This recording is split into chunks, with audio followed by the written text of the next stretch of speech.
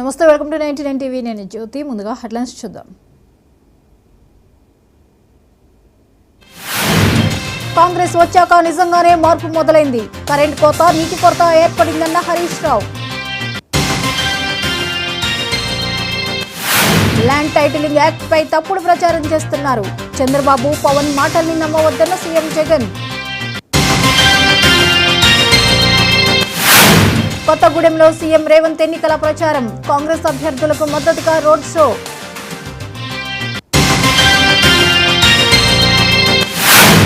ఉమ్మడి ఆదిలాబాద్ జిల్లాలో కేసీఆర్ ప్రచారం. ఈ సాయంత్రం మంచిర్యాలలో బస్సు యాత్ర, రోడ్ షో. ఏపీలో కొనసాగుతున్న పెన్షన్ల పంపిణీ.